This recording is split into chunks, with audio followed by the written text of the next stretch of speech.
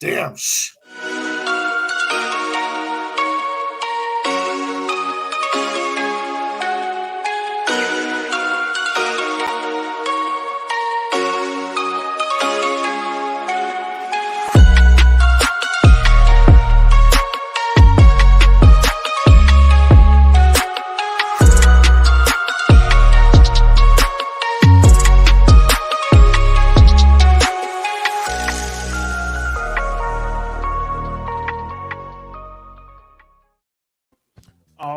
What is going on, everybody? I am Brett, and we are here with another episode of Recovery Revolution Live, and we got a full house tonight. We got Miss Ashley Grimes, AG, in the house. How you doing, Ashley? Good. How's everybody else doing? We got Miss Amanda in the house as well. What's going on, Amanda? How are you? Good. How's everybody doing? Doing great. And last but certainly not least, Mr. Jason Rudine. What's going on, Jason? What's up, guys? Happy to be here. Glad to have you on. Welcome, everybody. And we have tonight's guest, Travis. How are you doing, sir? I'm doing well. Thank you for having me. Absolutely. Glad to have you on the show tonight. And we will jump on into the episode. How's everybody's Thursday going? It's almost over. GIT. Hey, Crystal. What's going on, Crystal? First time watching. Well, you picked a good one. Look at Jason's shirt. He's repping Brett's podcast over there. Yeah. Yeah, it's gonna be my thing. I'm gonna try to wear recovery-related clothing every time. I got a lot of it, and I keep buying more. I have a problem. There's worse problems you can have. Yeah, for sure. But yeah, you asked Brett how Thursday went. Thursday was good, but I got some bad news, and I wish I could speak about it, but I'm really not at liberty to discuss it, especially in this, open air format for everybody to see and hear. It's not my business to share that out first before anybody else, but some really shitty news today. So I'm glad I'm here with y'all. You guys are going to lift my spirits. We're going to try. No, you don't have to try, Ashley. Travis, how was your Thursday? Man, it's typical Thursday. Not too bad. Got to do lunch with my wife, so that was cool. And yeah, just basically was looking forward to being on the show tonight. We're excited. It's been how long have you been signed up for? 3-4 months? Yeah, it's been a minute for sure. So definitely excited.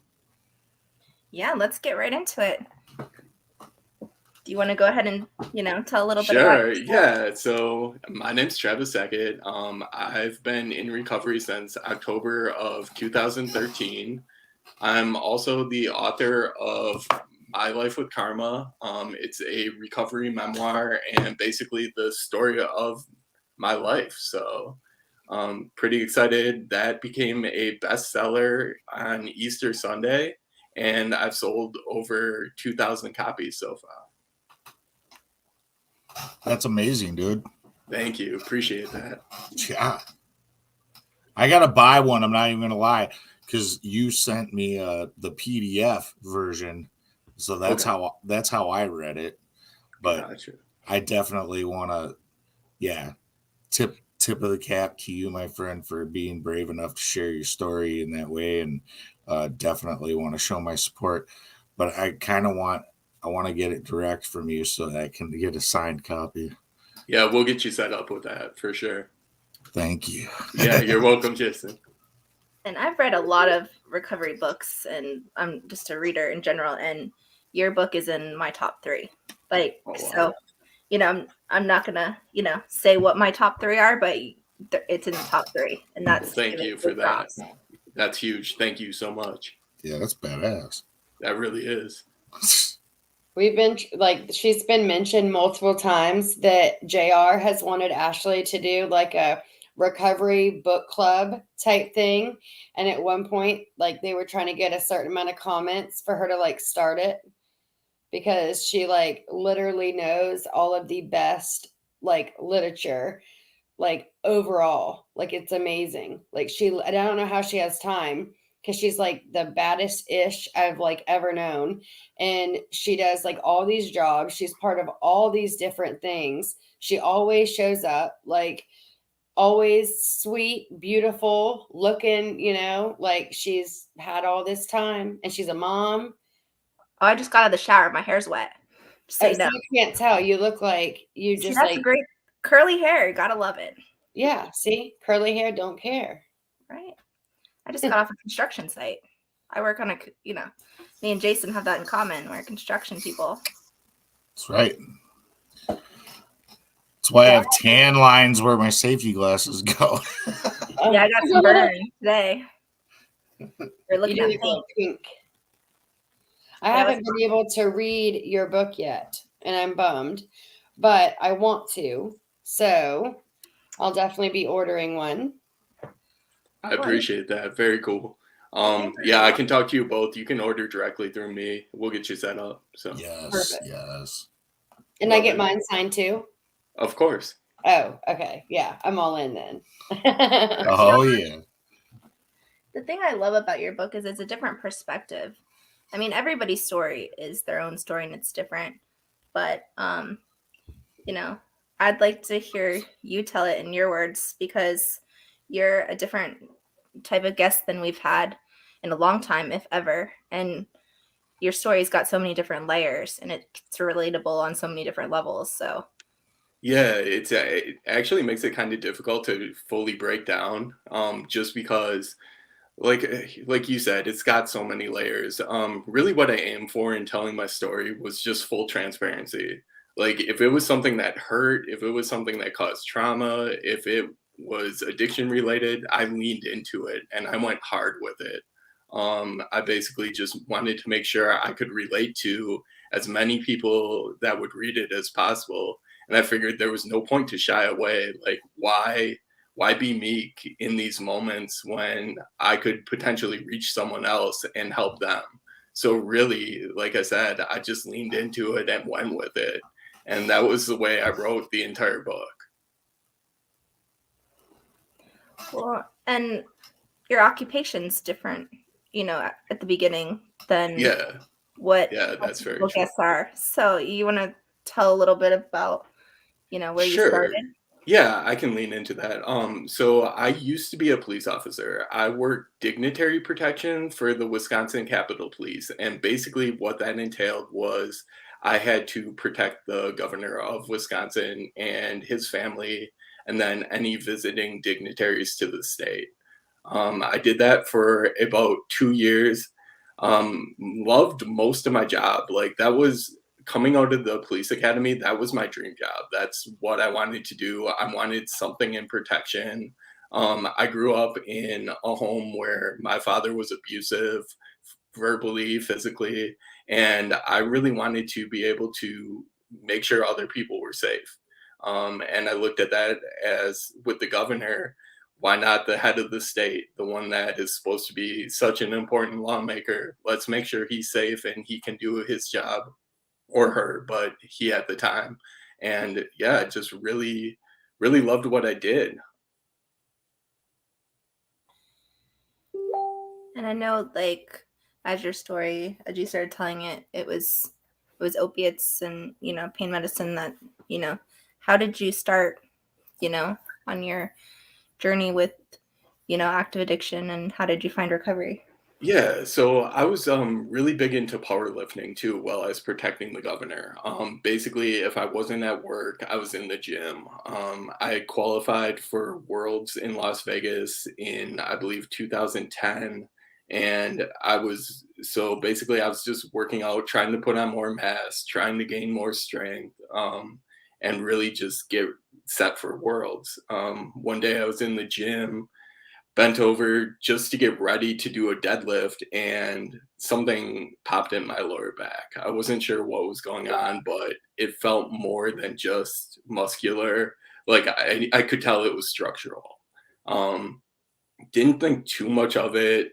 Basically, the next morning, got up, tried to get out of bed, had back spasms, couldn't put on my shoes. And I was like, wow, okay, this is way worse than I thought it was. I ended up going to a walk-in, and basically they looked at me, said, okay, yeah, you're suffering from spasms. Ooh, we got Jeff Vickers in the house. Look out. Anyway, you're suffering from spasms, and you've got 2 herniated discs, and basically we can even feel them protruding from your lower back. So they gave me Oxycontin, a Dodolac, and something else, some kind of something for muscle relaxant too. I don't remember, but I did okay with it off the line. Like the first 30 days actually helped. I was able to even get back in the gym and lift about 80% of what I was lifting. So in my mind, I was like, I'm still going to Worlds. I'm still going to compete. It wasn't until the next, I got re-upped on the script, and they actually gave me 90 days, which is unheard of now. But at the time, it really wasn't a big deal. It was like 2010, like I said, and they weren't nearly as strict with Oxy as they are today. So they gave me 90 days, and that's when I ended up getting hooked. It started with clock watching, just really struggling between the time that I took the first med to trying to wait to take the next one. The duration wasn't lasting as long with the medication. I was starting to feel things. Oh, excuse me. Sorry about that.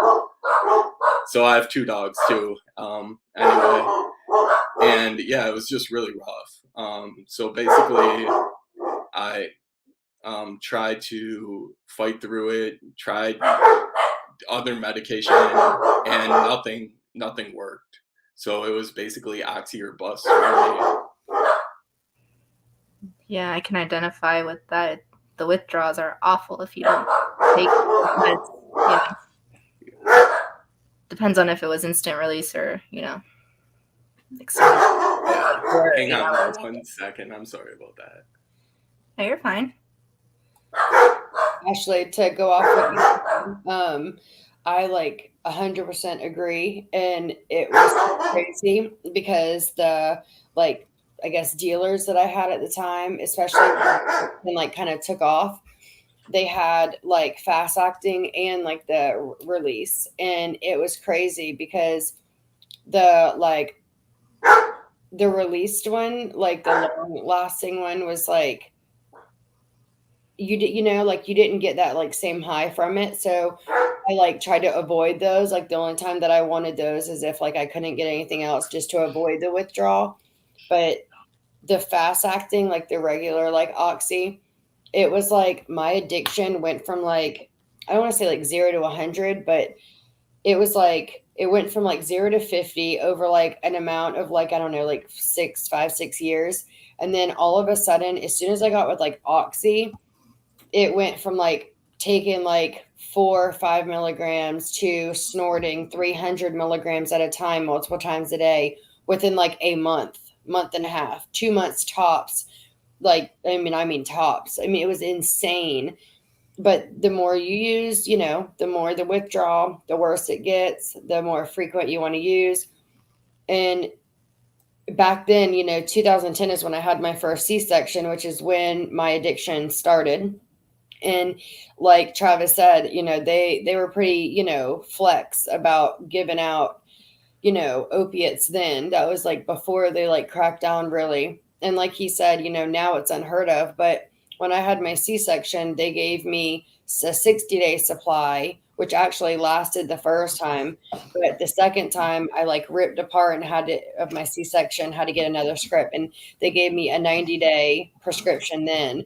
But even people then were like, what? 90 days, 60 days, holy crap, that's a lot. And it was a lot, it was. And like I said, shortly after that, it went bad quick, especially because of the withdrawals. Yep. CJ's right. He said, pharmaceuticals have such a hard withdrawal and detox that's really rough.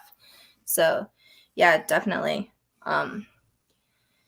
Yeah, and I mean, after a while, it's not about getting high. It's about not having withdrawals. It's really, you continue using because you don't want withdrawals. Yeah. So Travis, you wanna keep telling us? Yeah.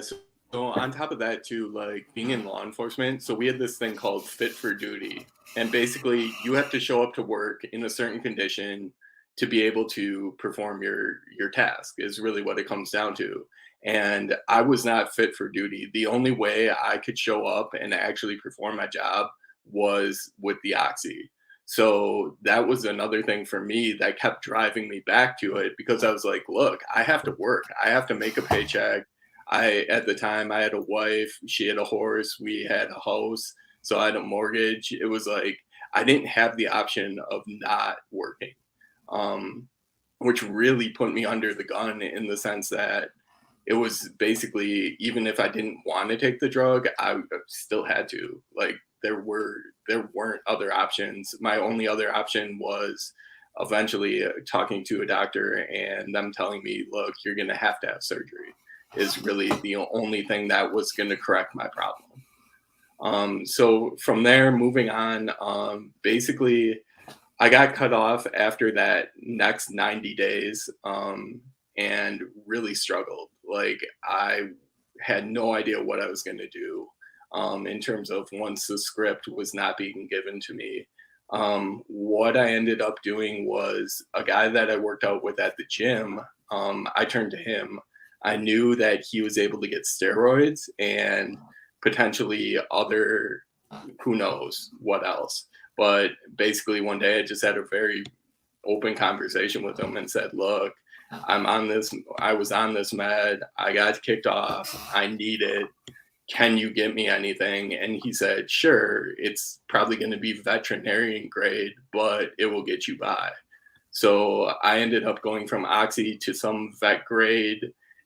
I don't even know what opioid based medicine that was basically non-coded, just horrible. Like anything, but it was anything to try to get that fix, anything to try to be able to go to work, to be able to perform, to be able to live.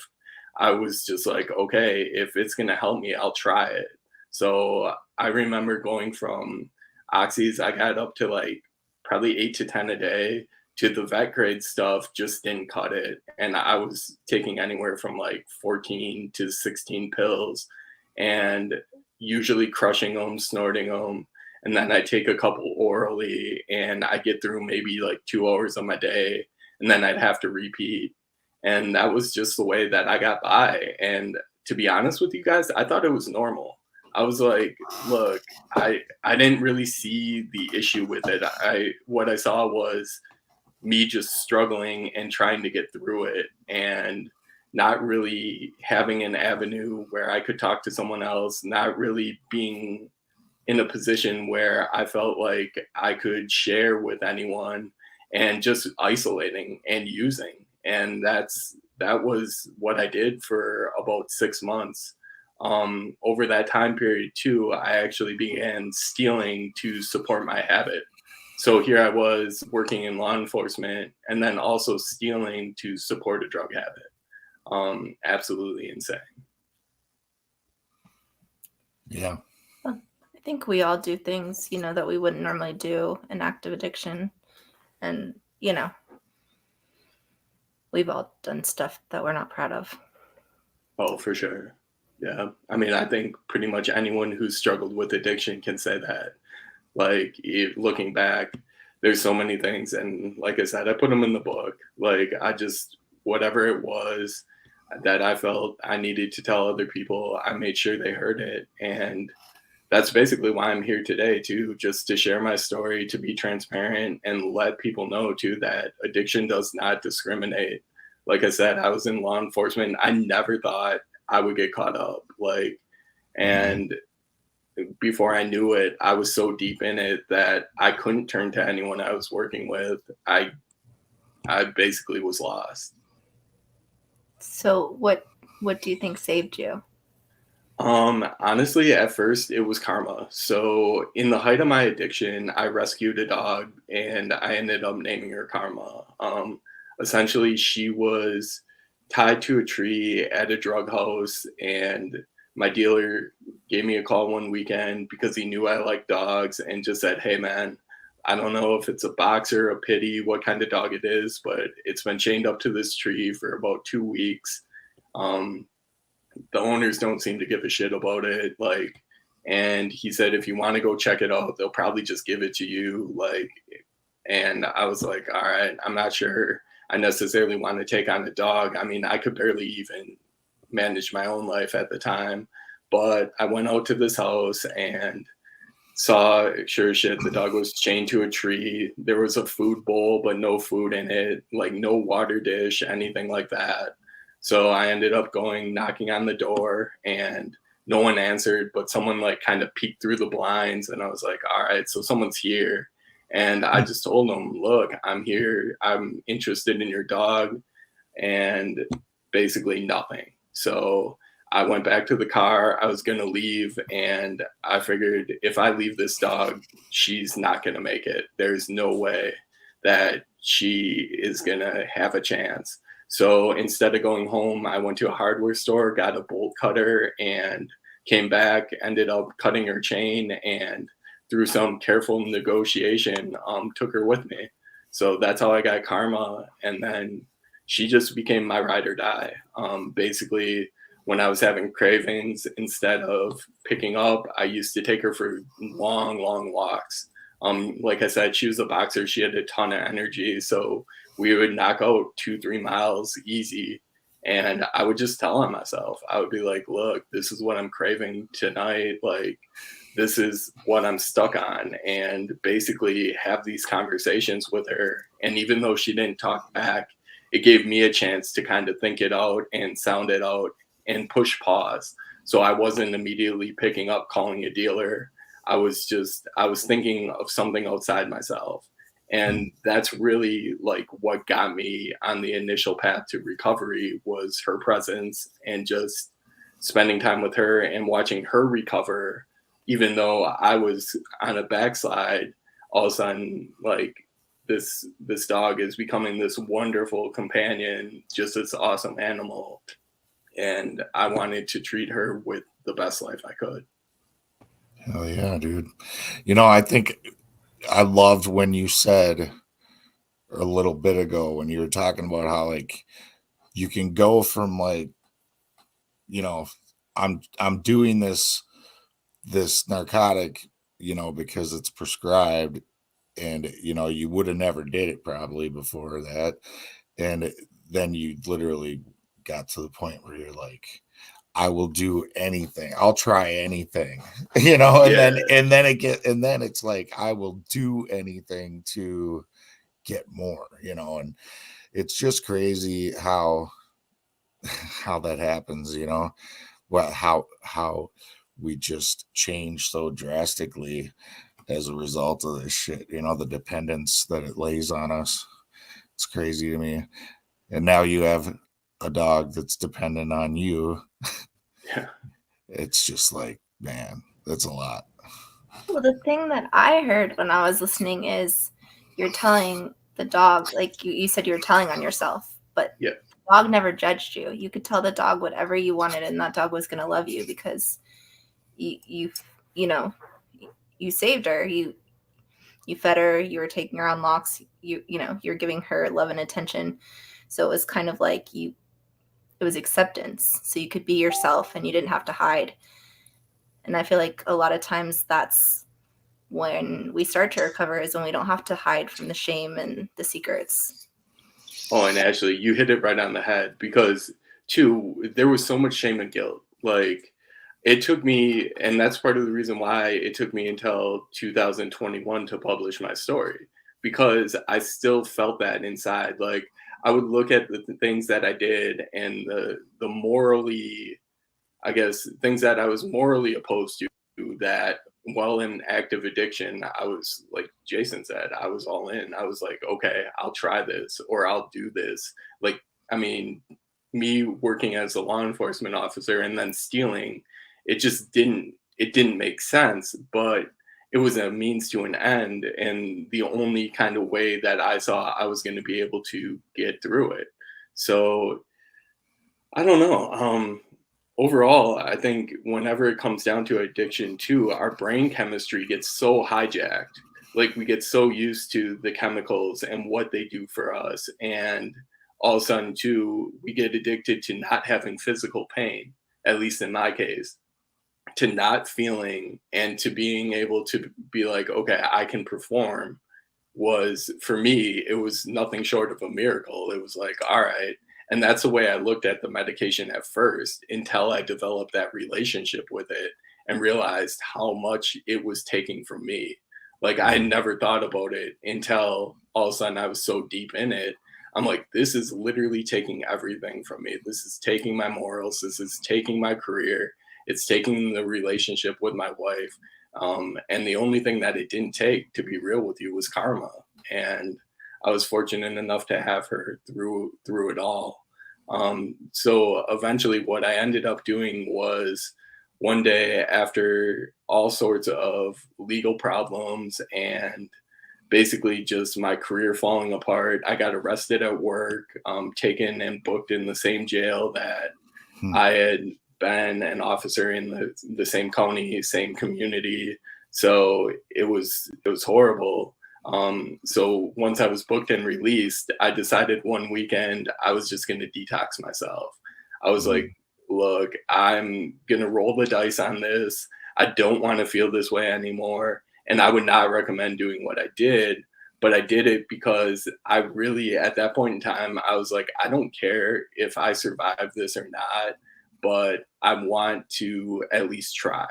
I need to do something because the course I was on, I'm like, I can't sustain this. There is no way. And obviously, like, things fell apart. So it was just a matter of really, I set myself up in a bathroom, got Pedialyte, got water bottles and some, I think, protein bars, and was like, all right, I'll get through this. And it was the worst 3 to 4 days of my life, but I made it through. And once I got through that, I was like, look, there's no turning back now. I don't want to experience what I just went through again. And I don't want to pick up again because of that. Right. You had that illusion of control that you were just talking about a little bit ago. And I thought that was really super important piece to kind of lift out, because you know how it's like the drugs at first, they work in this amazing, incredible way, right? And it's like our solution, it's freaking amazing. And then it stops doing that, and then it's just it gets ugly. And by the time it did, you're already, everything's crumbling around you, and it takes that for you to even really accept what's happening. There was probably lots of little signs, red flags flying before that should have told you had a problem, but you can't accept it until it's all gone to shit. And and then to your point, when you detox, you're blessed, bro, because a lot of people, they'll make it through that few days or whatever. They'll maybe make it a couple more weeks. Their mind will start to, have the fog clear. And then we got a pretty quick forgetter, it's easy to go back. It's real easy. It like a euphoric recall will suck your ass back in real quick. It seems like, at least that was the way it was for me a lot. I withdrew myself, and I tell you, sometimes that's the one thing that's like kept me from going back, is the fact I remember those withdrawals and those baths and the not being able to sleep but being exhausted, the body aches, like, oh, that was. But the thing that, like, that I also hear is, you said that addiction stole everything from you, but it stole everything except karma, like. But for, like, what I can identify with is, it numbed. Like, I didn't care that I was in pain. I don't think it necessarily took the pain away, but it took the joy. It took, like, it took the bad stuff, the feelings, but it took everything good too. Yeah, exactly. It kind of, to be real with you, it took the me out of me. Like, all of a sudden I was a shell of myself, still performing to some degree, still doing the things that I like to do to some degree, but nothing, there was no passion anymore. It was all lost to the drug. And basically, I became a slave to, like I said, to clock watching, to when can I take my next dose, to the point where I didn't care about the clock anymore. I was just like, okay, if I feel something, I'm going to numb out again. And that's when things got so scary, because it was like I was no longer even using things as, not only as prescribed, but even in a manner that like my addict mind thought was acceptable. I got to the point where I'm like, man, I don't even know, but okay, this is what it's got to take, so I'll do it. And that was the scariest thing to me, because it was almost like my decision making was on autopilot. I was just going with the flow, riding the wave of the drug, and not really thinking for myself, but just going with it and making sure that I always had something in my body to help numb out. Dude, I can relate to that. Go ahead. Sorry. Something you said before, and you said that for a while you were using and you like didn't see anything wrong with it. Like, what's wrong with me doing this? And for so long, it was like, if it's prescribed, then it's fine. If it's prescribed, it's fine. And for a while that worked. And then eventually, like, I know you were in law enforcement, but so like I put in the comments, my dad is a retired police officer. And so he was on the job during my addiction. And it was like constant shopliftings, like back and back, petty larceny. And obviously, we all say like we weren't raised like that. Addiction, like you said, it does not pick and choose. I mean, it just takes anybody and everybody. Like, you're not safe, rich, poor, doctor, I mean, homeless, like it does not matter. It will take anybody's soul that it can reach. And once those scripts starts, and even sometimes without, a doctor, it starts on the streets. But, once I got like cut off because I had like been like neck problems, C-sections, all the things, it was literally like I was, and see, on top of all of my shopliftings and petty larceny, they were hitting me with 5 enhancements for each one because I had so many. So when all of those like came together, I got to a point where I just started like looking around being like, this like sucks. This isn't normal. How, and I like would look out at other people and be like, how are people like living without like using? Like, I could never see myself at that point ever being sober. Like, I didn't think I could get through one day without using. And so I started driving to like, my like hustle was stealing like flat screens, Barbie dream houses, all the things. And so come, of course, the shopliftings. And I would start driving though, and I would be like crying, like, and I say this like I think every live, like crying, like, I don't want to do this. This isn't like who I am. It's embarrassing. My dad's a cop. My sister's in active addiction. She's getting like even more serious things, like just making him look bad. And like all this guilt started like just pouring into me when I had none. Like I didn't give a crap. Which partly is the drugs, because when I first started using it was for pain. Then I started losing people, like they were dying, and I found out I could numb physically and emotionally and mentally numb. And that's when my addiction just like skyrocketed. But it was so crazy because I never thought I could see a day sober. So I'm like crying in the car, never going to do, never be sober. Then now looking back, which is kind of a question I guess I have for you, Travis, is looking back now, for me, I'm 4 years and like 4 months, give or take some, into recovery. And I like the life I live now, which sounds cliche, but the life I live now is like something that I could have it's something I couldn't have even dreamed up. Like, there's nothing like super like fancy special about it. I mean, other than the fact that I came from getting high, snorting 300 milligrams of oxycodone multiple times a day, looking at like a lot of time, to working in a RCO, a recovery organization, doing harm reduction, HIV testing, Narcan training, fentanyl testing strips, like going to like tent city, like trying to get like, you know, people that are homeless water and popsicles and like resources. Like that's like crazy to me.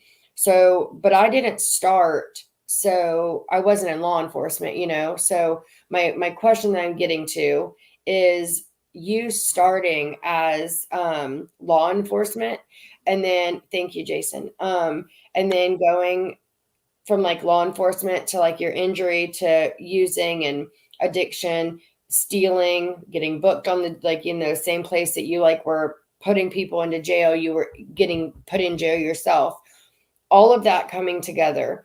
Looking back now, did you ever have that like, did you ever sit there and like have that thought like, am I ever gonna be sober? And now looking back, what's next? I guess like I guess my point is I'm looking back going, wow, I wasn't a law enforcement officer, but you were. So then, you know, addiction happened, so you weren't.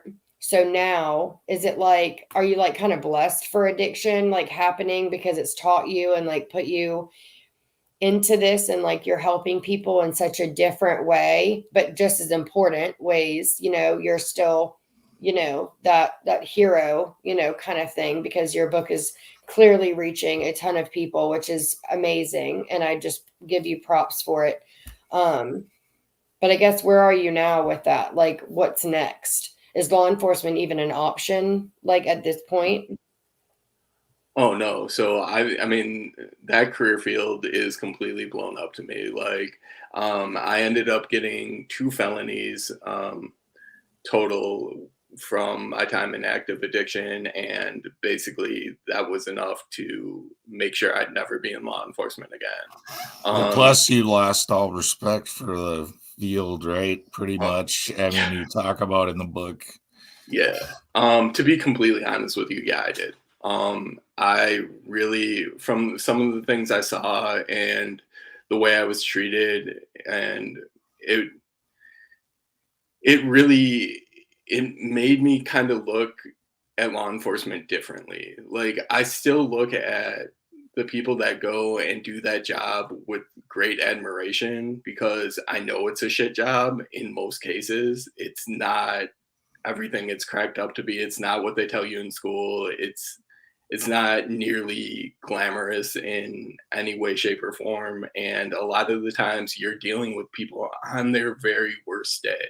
Like the absolute worst is when you get to encounter someone. And that's really hard. I mean, I don't want to pretend for anyone that's easy. But like I said, just having gone through the system, having like been booked in the same jail, going through the jail, I spent some time in solitary confinement as well. And it made me look at it like, okay, we're treating people less than human and we need to do better. Like, especially people that have an addiction that ended up in jail for that addiction and the spin-offs of that. Like we've got to do a better job. And it made me upset. It made me upset to the point where I had to sit down and write a book about it, just because I couldn't get it all off my chest.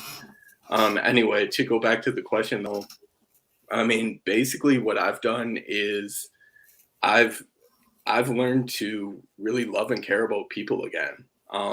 Where I think some of that was lost when I worked for law enforcement. Now that I'm in addiction and recovery, or recovery from addiction, I'm sorry, I'm able to see so much more. Like I can actually relate with people and be like, holy shit, like I understand. Like I see them as a person. I don't see them as a law enforcement infraction or what did they violate. Like I'm like, look, I look at people like this is an individual that needs help, and let's get them the resources and get them hooked up so we can get them there. So to help me do that, I got certified as a CCAR recovery coach a few months ago, and now I'm going to go for peer specialist next. I just want to have more tools, just so when I am working with people, I can give them the best and really try to get them to where they need to be. So, Well, I So think I'm have sorry. the number one thing right now is you care about people. And that Yeah. is the number one skill that you need to be able to reach people that are hurting. And so I'm not worried about you. I think you'll do amazing. My thing that I want to ask, and you kind of touched on it a little bit, is those are your friends. Those are people you served with that knew you. And they, you know, how did it feel to have people that you thought had your back, that when you were sick, they didn't have your back? it gutted me, to be honest with you. I mean, I still, like, when you said that, I can picture the faces of the people that I thought would have treated me differently, or at least, like, I mean, the hardest part for me was once I was arrested and basically perp walked through our department before they took me to jail. Like, no one ever reached out that I worked with. Like, I didn't have a single person say, "Hey, how are you doing?" or "Hey, what the hell happened?" I had nothing. It was just crickets. And that was, to me, that was potentially one of the hardest things, because it was like you said, these are people that I serve with. These are the people that, in theory, I would put my life on the line for. And when things went to shit, they disappeared. And that was really tough. I think a big part of that is having the whole idea of I betrayed the badge. When I stole, when I worked with the dealer, I went beyond my oath. And obviously, and I don't think a lot of people could get over that, especially those in law enforcement. So it made it very difficult. It was also hard, even while I was in active addiction, because it was like I didn't have a coworker that I trusted fully enough to say, "Look, I'm struggling." Like, not even what I was struggling with, just to even say I'm struggling or I need help. There wasn't that person in my life that I could go to. So I pretty much just put it on my shoulders and tried to do it all myself. And we see where my best thinking got me, and that was jail. Right. But I mean, you fucking obviously pegged them right, right? Your coworkers and shit. Because if you could have trusted them, like if they were coming from a place of humanity as opposed to like that professional level, like what did you worded it so cool, like looking for an infraction or something like that, like, dude, you're like keeping it secret, but as soon as it came out, you were shunned, you were like completely cast aside, you were just forgotten, and they didn't give a shit, throw the book at them, get them out of here. I mean, I'm not saying you should have got off scot-free or nothing, you know what I mean? Like, of course you got to pay your dues and walk into your consequences and through those, but at the same time, like, somebody could have been willing to step alongside you and show some genuine care and compassion. You would think, being somebody that gets into that line of work, you would do it because you want to help people, not because you want to be on a power trip and bust people's ass. I don't know. Like JR just said, was kind of one of the questions. Well, I kind of have like two different ones, but so like JR just put, they really need, and I don't know if everywhere does, I don't know, but it doesn't seem like very many places for law enforcement, nurses, any kind of like real life heroes that are saving our life, putting their life on the line for us, military. There's nothing like, these are things that happen to anybody. And so for them to not have something in place for you, Travis, like, yeah, you shouldn't have got off scot-free, fine. However, the fact that the fact that you knew because of your like job and what it was, and I get like betraying the badge and all that, but let's not forget that this is supposed to be back to blue brothers, it's a brotherhood, it's a blue line family and all this, and how quick it seems that blue line family and that brotherhood seem to just go whoop real quick as soon as, you have, and I get it's a charge, but you clearly needed help. So I would really love to see more especially for police officers, though, because of the law aspect, judges even, but I'm saying police officers because it's like very close to me. So what about asking, just, I don't mean to interrupt you, but what about like Travis, if you could have been the person that you needed, or you could have been the thing or the program you needed, what would you have had in place, or what would you have done to be what you needed?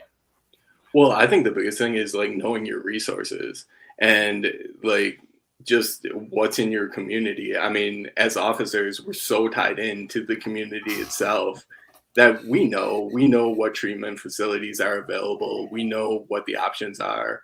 And I would have loved to have someone say, okay, here you go. Here's something. Like the only thing that was ever offered to me was FMLA, so Family Medical Leave Act, but that was after everything already occurred and I was going to be terminated, so I couldn't participate in that anyway. But that was the only thing that anyone ever said to me was, okay, this is an option for you, and it turned out not to be. Nothing in regards to treatment, nothing in regards to like how to even like cope with what I was going through. It was just basically, we're going to send you to jail and good luck, figure it out. Dude, I'm so grateful when I hear these kinds of stories for God's grand plan and design, because it all worked out for the better. You are doing amazing now. You're doing good for people. And you look at what it's done to your heart, man. Like your heart, you're so into this recovery thing and wanting to be of service to others. And you weren't like that really then, but it does suck, man, that, we got to walk this hard road through to get to that point, and if we're lucky enough to be blessed like you have been, or I have been, or any of us. So. Yeah, I mean, I've found such a community in recovery that that's all I want.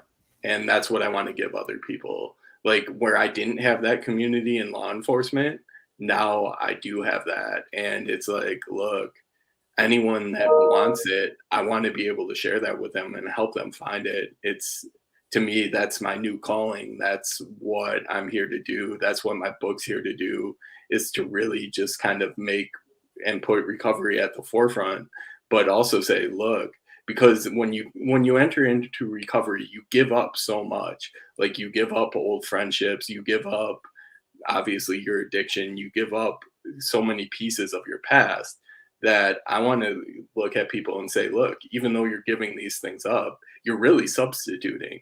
You're getting true friends. You're getting people that understand you. I mean, where else do you get to have a real conversation where you get to sit down and talk about this kind of shit? It just doesn't happen. So I think that's magical, and that's what I want other people to experience. And I have a so where I work, so we, thank goodness, are very blessed with the town that I live in, to where our local police department, the same officers that arrested me, and I mean like the exact same ones, I work closely with now. So we do like every month we do like a big community Narcan distribution kind of thing, like training at the police station, like town hall. And they are like super, super awesome with understanding, like the Good Samaritan Act, like all the things. But we're kind of stuck in like the actual town I live now, and really hoping to kind of like branch out into other like counties and cities, because, I'm hoping that a lot of the law enforcement that, there's bad in everything. Everybody knows that. Bad doctors, bad police officers, bad attorneys, bad whatever, everything, male people. But I'm hoping that most of the ignorance that is said in society, especially coming from law enforcement, is that it's uneducated. But I found, speaking to a lot of law enforcement officers around here outside of my town, that it seems like a lot of them are super uneducated about so many things. Like they don't understand.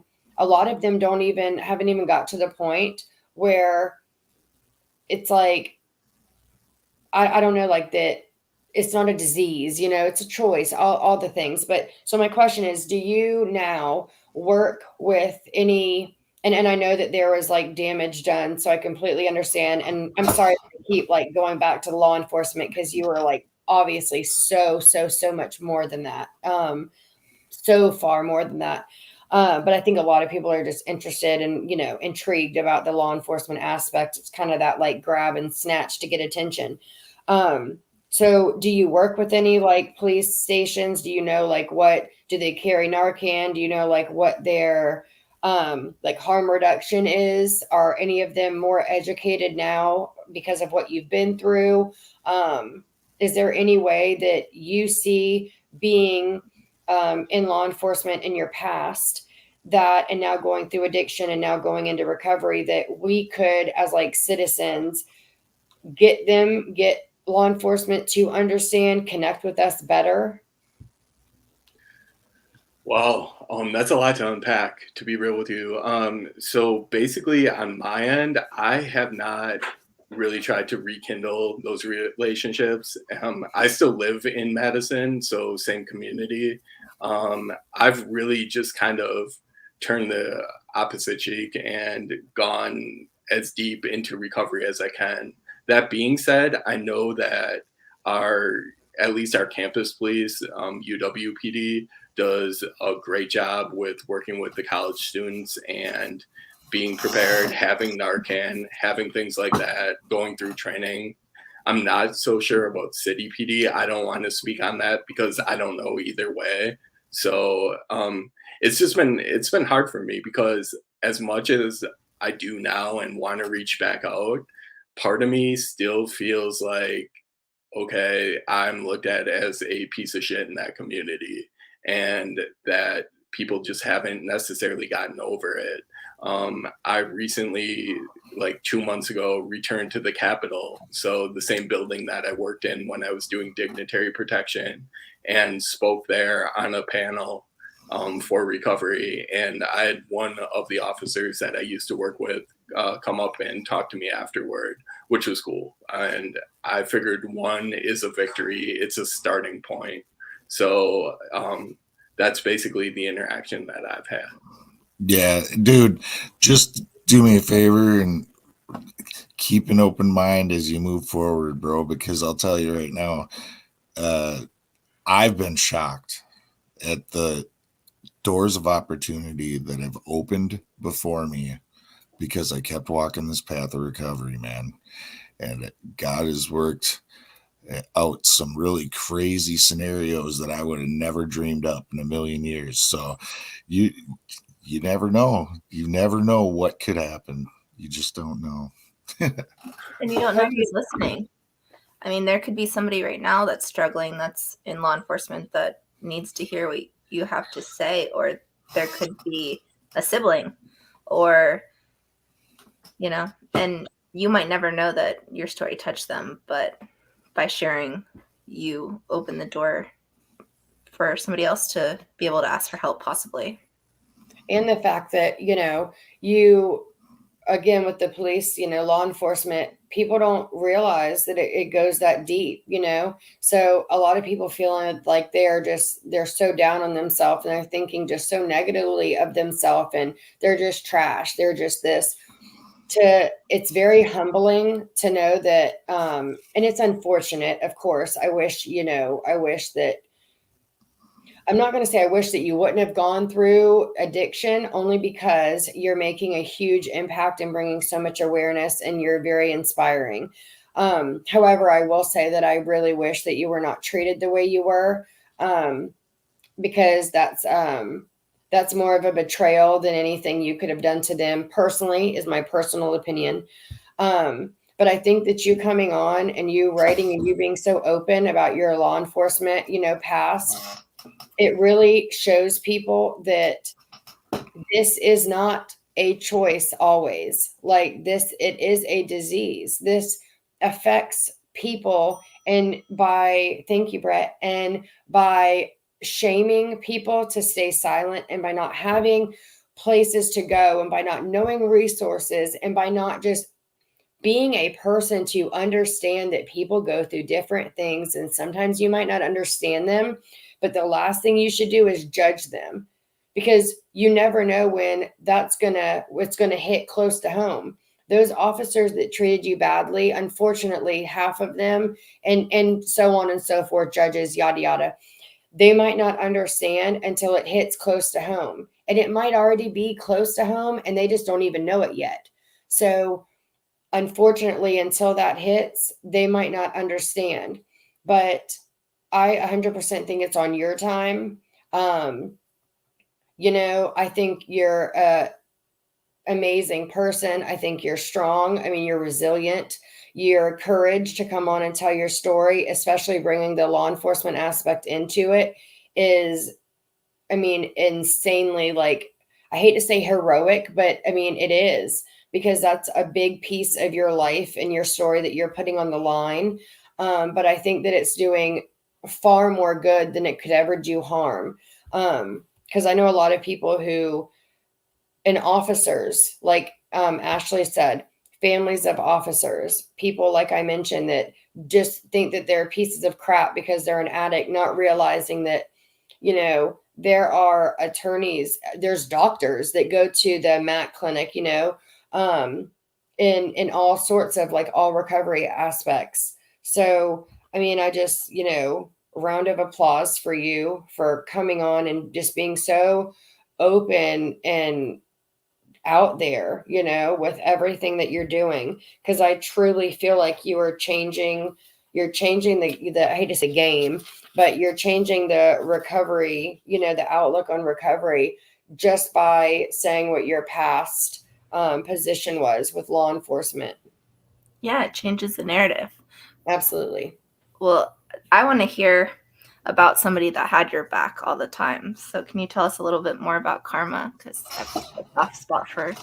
Sure. So yeah, I mean, Karma, like I said, she became my ride or die, and essentially, like, eventually she ended up joining us in recovery rooms. I would host sober events at my house, and the coolest thing about her was she could always she could tell who was struggling the most, and she was just that kind of dog, and would go up to that person and, like, want love, want them to pet her, want attention. And it was like the ultimate icebreaker so many times, because when people couldn't necessarily reach this person or that person, she had a whole different effect on them and had a different effect on me. And it was just amazing to see her come from a dog that was chained to a tree, that was emaciated, just sick, full of mites, full of anger too. I mean, she snapped at me, I don't know how many times early on, but never bit me. And it was always, you could just tell, like, this dog had so much to give, and there was so much good in her, and I just wanted to bring her to the surface and really kind of have her true self shine through. Kind of like, while we're struggling in active addiction, our true selves get so buried that it takes recovery for them to show through again. It was the same with her. It just took that recovery, that love, that consistency, to all of a sudden I had this great companion. Sounds like there was some parallels between her and you. There was all that good stuff there, and now it's coming out in recovery.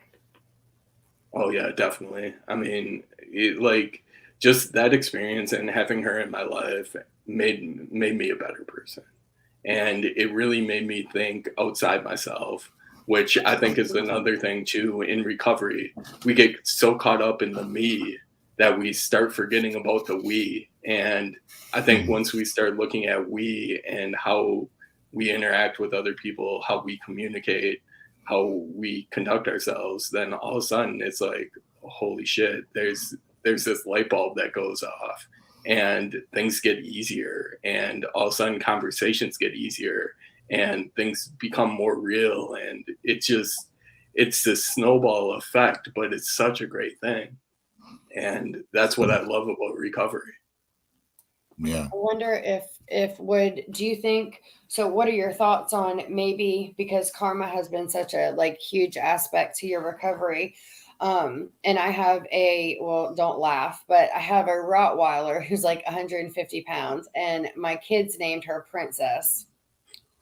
I don't even know, but anyway, so my late husband died 3 months into my recovery, which most people know. And so being so new in recovery, she was like a huge piece of like healing for me. For one, my late husband loved that dog. I mean, DSS was involved, so I was living at my parents. So my late husband and the dog were like super tight, like best friends for real. But I wonder if, because it did so much positive and it seems to have helped, karma helped you heal. I wonder if that is like an idea for some kind of a program that, maybe we could just throw out into the universe, that it would help other people, heal as well. Having like just that companion. And like you said, you just told your sweet pup everything and just like poured out all of your feelings, all of your regrets, your guilt, everything, knowing, like Ashley said, that sweet little animal is just going to look at you with the most loving, forgiving, non-judgmental eyes. And it also, you take them on a walk, it gives you responsibilities into recovery, but also gives you that like open, safe place to talk to. Because even if they wanted to snitch, they couldn't, I mean, just saying. Right. Well, you think about, the fact that an animal can't speak, and like we as humans can learn a lot from that, because God gave us 2 ears and 1 mouth for a reason. Sometimes we just need to shut the fuck up and sit and hold that safe space for somebody. Listen, be with them. That's sometimes the greatest form of comfort. And pets are extremely therapeutic because of that, because they don't judge. There's no judgment, and they're there and they're loving on you. Because, like, as you said, Travis, they can tell when you're struggling or when you're hurting, right? So then they get a little extra lovey. They're worried about you, Yeah, that's exactly it. And it's really too, in a time where I felt abandoned, where I felt alone, like to have any kind of connection, whether it be human or with an animal, I needed something else. If I didn't have that, there's no way I'd be talking to you guys today. I wouldn't still be here. There's not a doubt in my mind that I would not have survived. It's one of those things where I couldn't be more grateful for God and what He put in my life, and I needed every ounce of that love at times just to get through it, because I wasn't loving myself. I was hating myself. I was so upset with what I had become that karma's love served as a great reminder that, look, I was still human. I still deserved love. I still deserved to be cared for. And that's something that I like to remind people of, especially early on in recovery. It's, look, you're deserving. You've just got to be kind to yourself and be patient. And I know that's so hard to hear, but it's those two things that will really help get you by at the hardest times, if you just let it. Well, and how cool, because ding. I love the ding. Brett always pulls through. But I think it's so cool, like we mentioned, like, God just has a way, and how it all happened, your profession and the injury leading to the prescriptions, leading to a problem, leading to your dealer, leading to finding karma, leading to you know, the dealer actually knowing, like y'all even having, I mean, maybe you'd known the dealer, I don't know, but it's not my business. But just, you know, you having a conversation with the dealer about dogs and him knowing just that you love animals, that you love dogs enough to call you and say, hey, there's this dog. And then you come back and then like you leave, they don't answer. And then you get, you know, the bolt cutters, whatever, and you get the dog, and all of it happening just like seems to, as painful as I know, because I've been through, you know, I've been through it. We all have, I'm sure, but just seeing how it all like flowed through, and not flowed as in smoothly or easy, just flowed as in flowed, you know, happening. It was like if you wouldn't have gone through what you did, if you wouldn't have had an addiction, if you wouldn't have had an addiction to knowing your dealer, who knows what would have happened to Karma. I mean, I don't want to say what might have, because that's just negative and we're not going there with such a beautiful pup. But it's amazing to me that like God works in like those type of ways. Like it's not just huge, like monumental things. Little tiny steps lead up to these big things. And if all of those things did not happen, Travis, leading you up to that moment, I mean, who knows where, like you said, you probably wouldn't be here talking to us. So all of those steps happening led you to Karma. So not only did Karma save you, but you saved Karma. And how like beautiful of like a statement to add to recovery is that. Like, it sounds like you did for her, you know, like you did for that sweet dog that what that animal did for you in a different way. But that's just like, to me, that's just God. Like that is in so many ways God, you know. I just find it so neat that you both saved each other, you know. I agree. And, you know, I'm a recovery advocate, but I'm also a mental health advocate. So here's my question for you, Travis, is, you know, obviously you dealt with trauma. You know, I've read the books. I know you had a traumatic brain injury as well. So how did your mental health fit in with your recovery, and how did you handle that, and what does that look like today? Oh, wow. Okay. So mental health, that played a huge role in not only recovery, but also addiction. Like I am diagnosed bipolar, which I didn't get diagnosed until years after I got sober. Like it took a long time to finally kind of get the mental health piece figured out. And I think that's true for a lot of people also struggling with addiction, that there's a mental health aspect to it too. But until you get the messy addiction out of the way, you can't really see it because you're not seeing the true person. So for me, it took being sober and just years of learning to be transparent and learning to be honest with myself and others, that all of a sudden it's like we could address the bipolar issue and really kind of get that taken care of. Fortunately, yeah, I've been able to manage with that for over 2.5 years, with medication and with counseling. And those are two things that I would recommend in terms of if anyone's struggling to have a real conversation with your doctor or with your counselor, if you have one, or psychiatrist, and just lay it out there, because the sooner you do, the sooner you're going to get the help you need.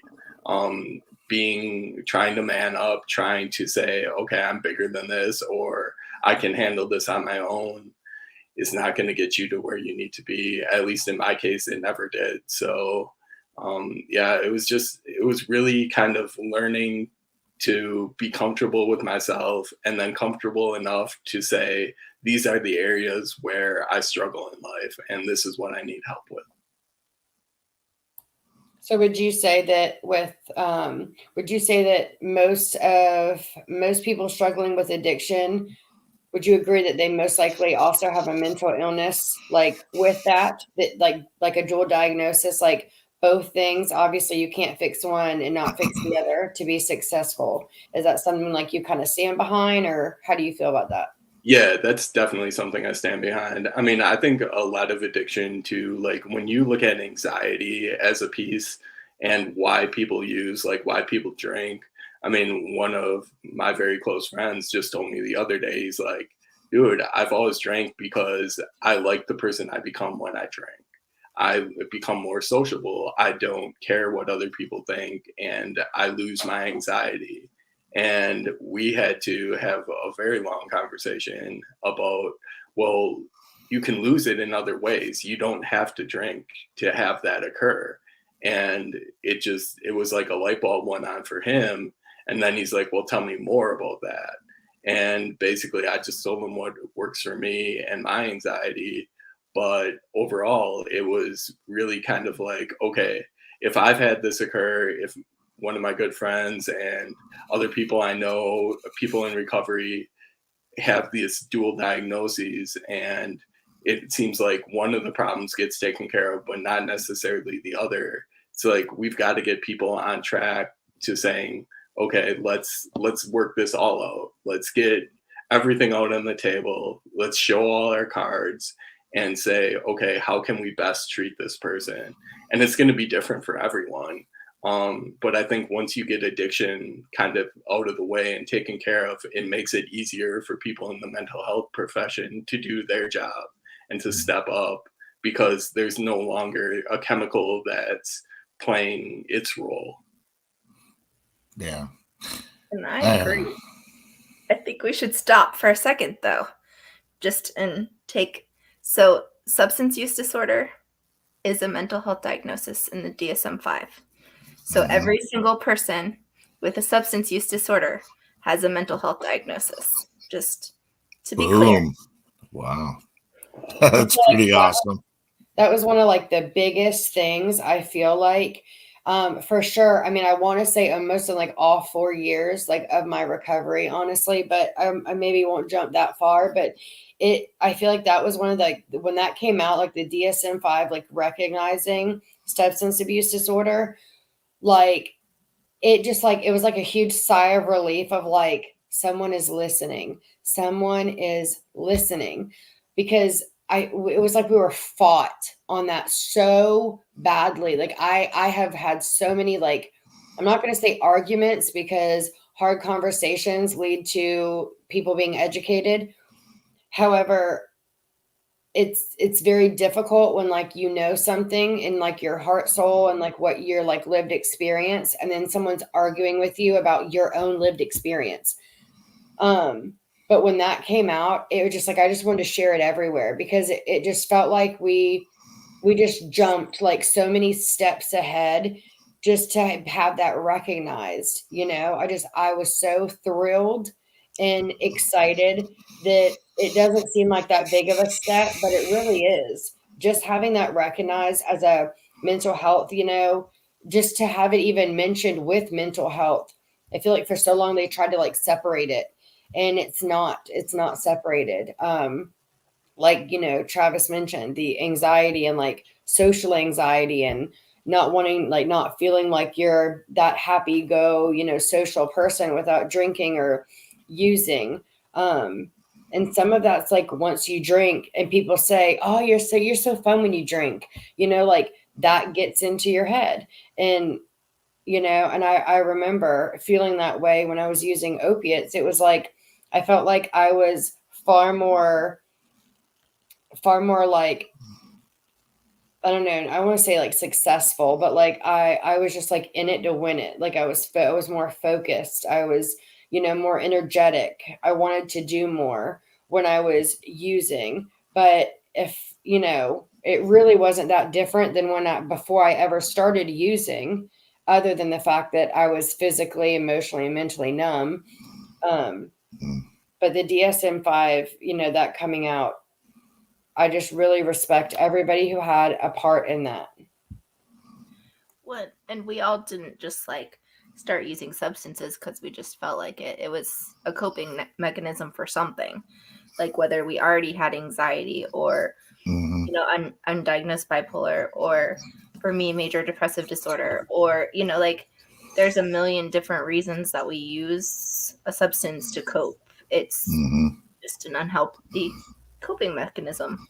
Yeah. Well, you know, usually it turns out that like when you first try a drug or a substance, that is like the solution to your mental health disorder. But then the drugs don't work forever, and nobody ever tells you that when they turn you on to the shit, do they? This stuff ain't going to continue to work the way but eventually it ends up exacerbating it. It makes it worse. It exacerbates your issues. It blows them up. So, and what follows it, Jason, Mhm. like what follows it. I mean, it might help that, it might help in the beginning, because let's be serious, it helps in the beginning.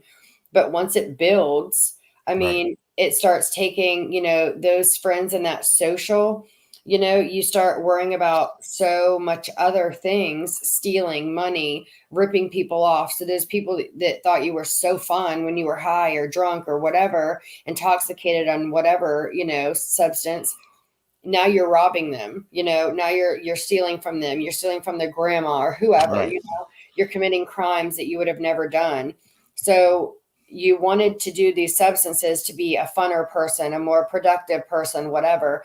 But all that did was, in the beginning, that worked. You became that person, but now you become the worst version of yourself that you Right. don't even recognize, that you're purely disgusted with looking at. Or that's how I felt. Right. Yeah. Well, I think the dogs might have drowned me out because I said that it eventually it will exacerbate your mental health issues instead of helping them. But Sorry. I think it was hard to hear me over the dogs. Yeah. Yeah, totally. Yeah, it's just fucking. I turned into a complete piece of shit. Yeah. Yep, and I thought so. I don't know what other people thought, but that was what I thought, and it just made it worse. If anything, that makes it worse. Then you're in a shame spiral. You hate what you're doing, but you can't stop doing it. And Yeah. it's just on and on it goes. On and on. Absolutely. That's like I was saying. I was driving to go to steal, and I was crying because I did not want to do it. And I just can't even, like I said, 4 years into recovery, I cannot get over that the look, when I would look at myself, it was like I would look at myself and hate myself. So I would use more because I was so disgusted by myself that I had to like put a mask over how much I hated myself. And it only made my using worse because I was so disgusted by like the sight of myself that, I remember thinking, like, seriously, and like, that's not my thinking now, and it's not appropriate thinking. I needed help. But I remember being so torn and so disgusted with myself and crying. I didn't want to go do it. I wanted out of this hellhole of a life of addiction that I contemplated running into like trees on the interstate. Like, that'll solve it if I run in. But then I'm like, fuck, my luck, I'll run into the tree and then I'll be hooked on them for another 30 freaking years, But I remember though wanting to run. I remember looking at a specific tree and being like, I could just hit that right now going 80 miles an hour. And it would just like, I couldn't make anybody sad. I couldn't disappoint anybody. I couldn't embarrass my dad with these charges. Fighting with my late husband because I'm not sharing my freaking dope. Like, are you serious? Like, so disgusted. Yep. It's just this incomprehensible demoralization is what the big book calls it. Like you keep you don't think you can go lower. Oh, you can go lower, and you're going to Yeah. find the next level down and the next level down until you literally have lost all sense of self-sufficiency. Right. Yeah. And that's where it takes us, man. Yeah. Any more questions for Travis? I want to know, sir, if there's any grand plans or schemes that you're working on or mulling over that we don't know about yet. Sure. So I guess the next big thing is I'm going to be writing another book, and the book is going to be about an original member of the Latin Kings. I have an exclusive with this individual, and he's agreed to share his story. So I think just as much as we need to talk about things like addiction, gangs to me are another huge thing. And I just want to share his story, get it out there, and really like give people a taste of what gang life is all about. And do it in the same kind of way that I did my life with Karma, in just a very transparent, honest way that people can relate to. That's awesome, man. And you know, a lot of people do that, right? Like have somebody help them write it. Like they tell it, and like maybe I tell it and you write it, but you both get credits on the cover type thing. That's going to be awesome. That sounds great. What Is cooler? there like a release date? I don't have a release date yet. Because of my TBI, it took me 2 years to write My Life with Karma. So I'm thinking it will probably take me about the same amount of time to write this book. I just want to say that like I had you saying that I already had the utmost respect for you, but that just like tripled, because the fact that you know, with the TBI and writing and in the amount of time that it takes, like that just like shows your passion for what you're doing and to get people's stories out. And to me, that just made my respect, like I said, triple, because that's not just like, and I'm not saying normal as in like that you're not. I just mean like a person who doesn't have like TBI or any kind of like traumatic brain injury of any sort or any reason, or illness, you know, of any sort. A lot of people would let that hinder them from telling their story, which has inspired, you know, on your, you know, situation. I know it's inspired so many people.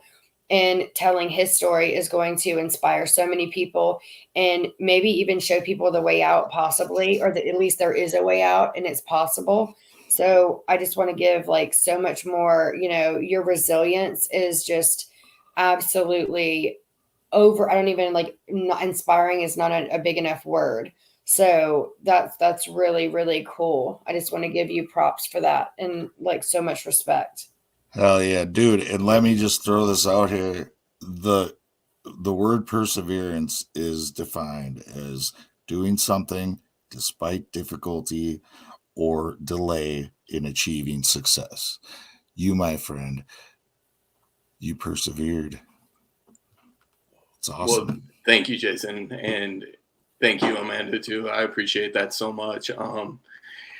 For me, what it's really come down to is just looking at not my TBI as a disability, but just as a means of, I just have to figure out how to do things differently that work for me. And that's really it. Like, I just look at the hurdles and I say, okay, maybe I can't jump a hurdle, but I can go around a hurdle, or I can flip a hurdle over, or whatever it may be. And I just figure it out. So as much as I feel like, yes, it's perseverance, it's also just, to me, it's wanting something bad enough to say, all right, I'm going to go after this, even if it's more difficult. It doesn't matter. It doesn't make a difference. It's just, so it might take a little longer, big deal. Ultimately, the story needs to be told, and I want to be the guy to tell it. You want to tell it. You do it in an amazing way. Well, thank you. I appreciate that, actually. It's worth the wait. Absolutely. And it's an amazing thing to like do for us, almost. And I know that sounds weird, but like that's like a huge eye-opening type, like, you know, book to read. It's going to really open the eyes of a lot of people. It's going to bring awareness to like similar, but also like very, very, very different situations. And it's I feel like it's almost doing like society a favor by bringing that to light. And I know that there's shows that like have like, you know, people in that situation like speaking on their, you know, situations. But like Ashley mentioned in the comments, having like a ex-police officer telling like you know, somebody who's like a gang member, their story, and then to add that you're in recovery, and then to add like all the things, you know, like your resilience to fight through any little or big thing. I mean, what a beautiful way to look at it, and to still push through. That's amazing. I cannot wait to read both books. I'll be patiently waiting for the second one, hopefully signed too. Yeah, we can definitely get that signed for you as well. Not a big Okay. deal there. So. Yeah, Thanks. we still have ours to give away tonight. Yes. Brett's got to do that drawing. He's got the magic computer. Yeah, we got it ready. We are giving away a copy of My Life with Karma. And let me find my drum roll real quick. I should have been a little more prepared. I apologize. Where is my drum roll? There it is. And the winner of the book is Heather Conley. Congratulations, Heather. Yeah. You have My copy best friend. of My Life with Karma. Whoop. All right. Congratulations. Go ahead, best friend. Congratulations. That's awesome. That's awesome. That's really awesome. She has been through a ton. I don't want to speak on like her story, but she did mention like things in the comments that definitely would be awesome for everybody to read through. I met her through another like I guess page Against the Odds, and we have gotten like so super close. I mean, she literally is like my absolute best friend. She's the most beautiful human being other than Ashley I think I've ever met, and her resilience as well. I mean, she's on 5 different like recovery pages, liking, commenting, boosting people up, supporting people. And she's, had some health stuff going on again that she mentioned in the comments, and she just beats through it. And she truly deserves it. And I'm biased because she's my best friend, but she deserves it truly. So I love you. I'm really happy to hear that it's going to someone like that. That's awesome. Someone that will appreciate the story and just really get into it. That's so cool. So thank you for sharing that, Amanda, and congratulations, Heather. Yeah. Thank you for sharing. I think I commented and I was like so excited to like hear your story because I follow you on Facebook and I have for a while. And it's really just really awesome to see like the following that you have. Everybody is just like so, for the most part. I mean, I feel like I've never seen anybody like negative, whether that's like for a reason, I'm not sure, but sorry y'all, my kid is blowing my phone up. But I really love like looking through and like watching what you post because it's always inspiring and it feels like positive. It always has like such a good message. So I really enjoyed like listening and like hearing your story and hearing your thoughts tonight. Awesome. Well, thank you. And thank you for following too on Facebook. Like I said, I just try to keep it transparent, try to keep it real for people and give people hope. I mean, that's the biggest thing. So if I can do that, help one person a day, I'm doing my job.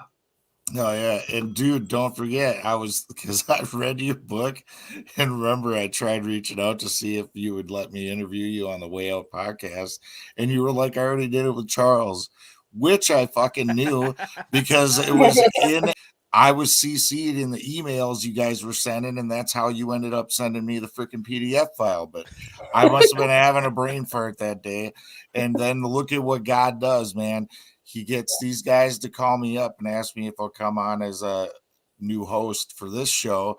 And boom, my first show. It's Travis Sackett. And I get to have this conversation, meet you, interview you a little bit. Like that's higher power all the way. Higher power. Yeah. God is all in this tonight. It's super cool. Nice. Nice. I know. I'm so glad you're here. Like, finally, I've been waiting for this one. I've been talking about it a lot for a long time.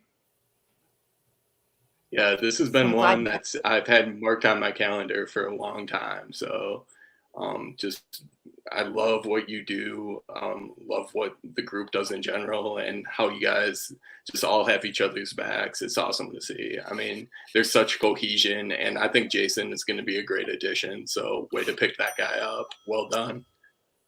Thanks, guys. I'm honored. I'm super honored.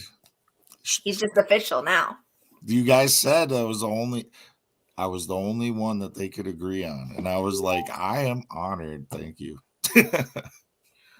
Well, it had to be a guy.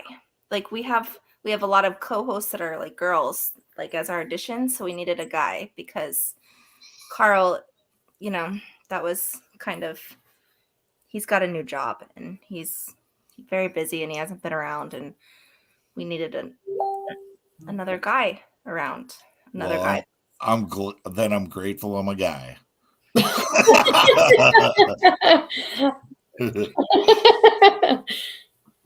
Well, JR, he doesn't, he likes to stay in the background sometimes, or he comes on sometimes, and so it's like he didn't want us to rely on him. That's cool.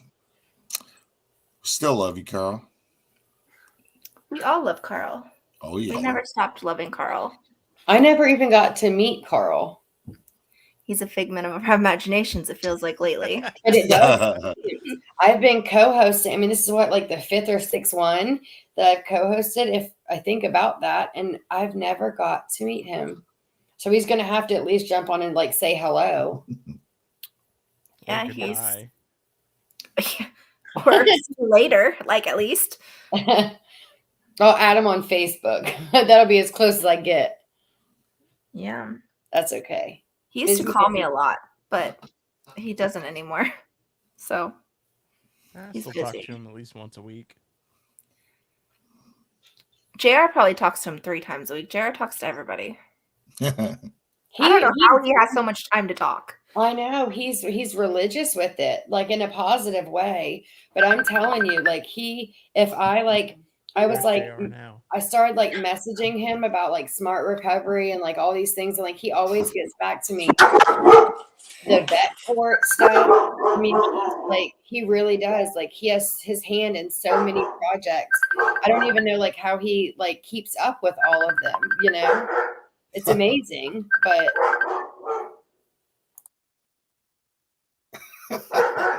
Those teenagers want to talk to you. Are you sure everything? Yeah, you gotta put that shit.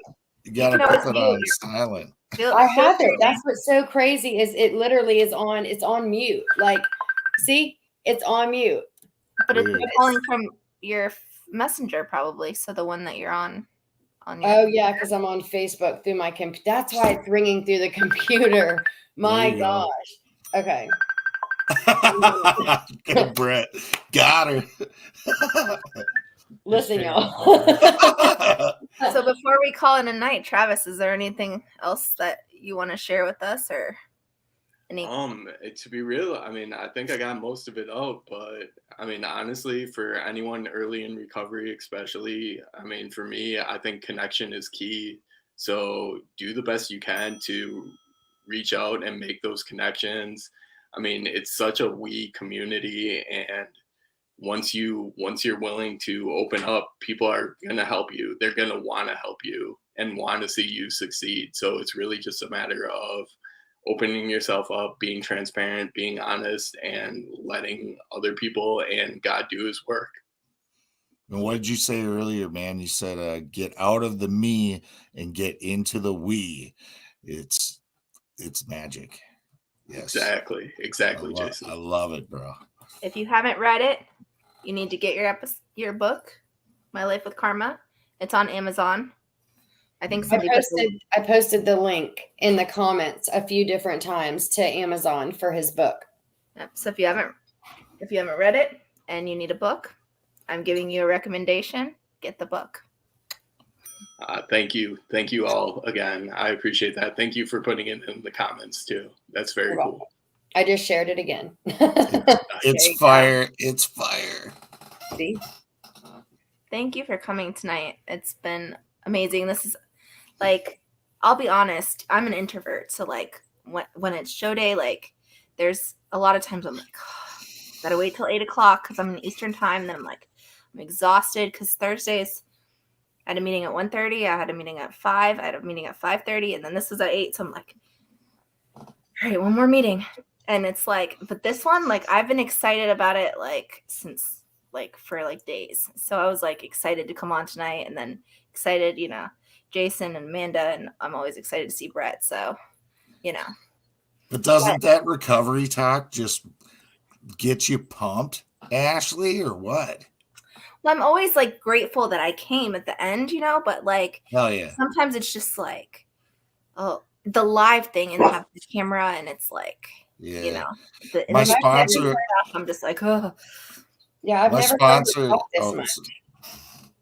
Sorry, Jason. you're good. No, My I was gonna say my sponsor always says I went limping in and I came skipping out, like when he's talking about, like Yep. how like when you don't want to go to a meeting or you don't want to do something, you just fucking have to force yourself.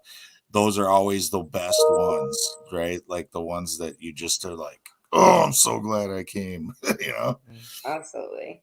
And After. Ashley always talks, but today, she's been like the star, and I love it because, like I said in the thing, like she's so sweet and calm and like educated, and like when she speaks, like it just like everybody just like really like sits up and like listens. And I love when like she starts like talking about things and has like ideas and questions, because it always leads to like really big ideas or like a really inspiring statement from the person she's asking. Like she just knows how to ask the questions, like the important questions in the right way and like word it perfectly. So like I love when she's like that. And I have never seen, like, she's on fire tonight. So she means every single word she said about being excited with you being on.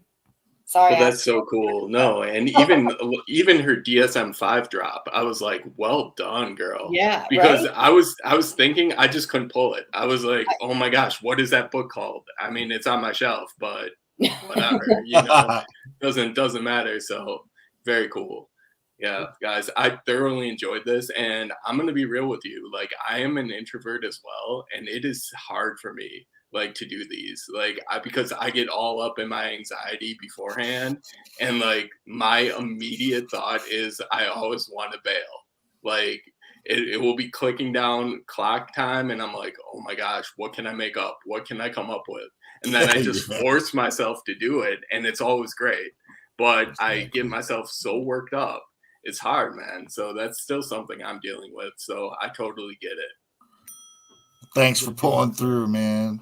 Thanks for having me. Appreciate it, guys. Yeah, it's been amazing. And Jason can tell you, like, he knew me. I mean, he met me at Mobilize like a year ago. Did I talk? Like, I was so quiet. You were very quiet. Yeah, you have definitely found your voice. As a matter of fact, me and JR were talking about that this afternoon when I was at work, and it was cool. I was like, man, it's really awesome, to see you blossom and step into this, and not even just this role, but with your NAMI stuff and how many doors that's opening for you right now. Like, I'm really stoked to see what the future has for you, Ashley Grimes. AG. The whole name out there. Yeah. Look what recovery gives us. Like, these are all gifts of recovery. Amen. I doubt any of the five of us thought before we got into recovery that we would ever be sitting here talking about recovery with people that we respect probably more than, ever the other person even understands, Yep. No. I would have thought you were on some crazy shit and been I would have asked you where you got yours. Yeah, I would have been like, why aren't you sharing? Yeah. All right, so what's everybody eating when we get off this show tonight? Because I know we're all eating something. Ooh, I'm going to bed. I need junk food recommendations. My wife and daughter are out of town, and I'm on my own, so I need junk food recommendations. You know what I want? I'm on a sober journey diet because I gained like 80 pounds when I started getting sober, and I've only lost 40. But anyway, so I'm on way more. It's pretty good. See, you're a dude though. Dudes pull it off better. Women are like held to like a thing. Dad bods are the new sexy or whatever. Preach. I'm all for it. But I'm on like keto, so I can't do it. But you know what I've wanted is those damn birthday cake cupcakes. From? So I've seen them at like every grocery store. I never saw them before, but now that I can't eat them, I see them everywhere. But that's how it works. Yeah, I know. But so Hostess has the best ones. But the gas stations, like 7-Eleven type gas stations, also have them. They're like 2 of them in like a little like sleeve. And it's a blue bottom and the little white top with the little sprinklies. And they're really delicious. Like thebomb.com times like a trillion. Yeah. Well, there you go. I'm gonna have Chick-fil-A yogurt parfait, and it's definitely not healthy, even though it sounds like it is. It's got Oreo cookies on the top, and then I order extra Oreo cookie. So I ordered that on my way home, and that's sitting in my refrigerator waiting for me. Nice. You tattled yourself right out. I'm not worried about it. Accountability, mother effers. I'll throw out Magnum bars, dude. If you like ice cream, get Magnum bars, bro. I go with the caramel ones myself. It's like double chocolate and caramel. They're Double fire. Ooh, They're expensive. They're expensive, but they're worth it. They're worth the extra money. double chocolate, speaking my language. Dude, it's like a layer of hard chocolate with the caramel in between that and another layer of hard chocolate. Oof. Dude, it's super fire. That sounds fire. That sounds excellent, man. Let's go all have a Magnum bar when we get off this. Dude, I wish Love I it. had one here. I am not going to the store though. I gotta get up. I gotta get up at 4 a.m. tomorrow. I'm going straight to bed. No, but Brett, you should go. If you go anywhere, you should go to like the gas station and get like one of those Coke slushies, like the Slurpees, because they're like my favorite. And I mean, my favorite. Like they're like, I would almost like use the A word for like, addiction. But I'm not going to say that word louder than that. But I love them. So if you go get one and just like at least take a really big gulp of it and be like, there you go, Amanda. And I'll pretend that you did it on my end.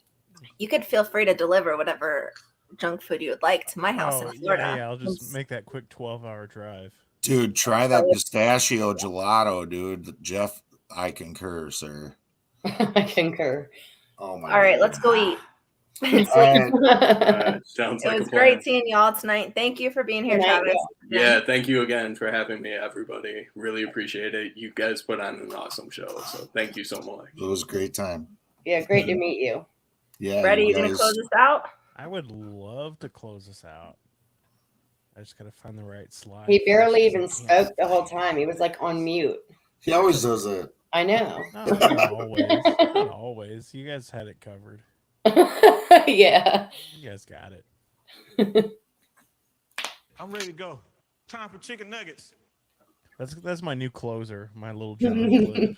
I love it. I like it. That was so appropriate, too. Yeah.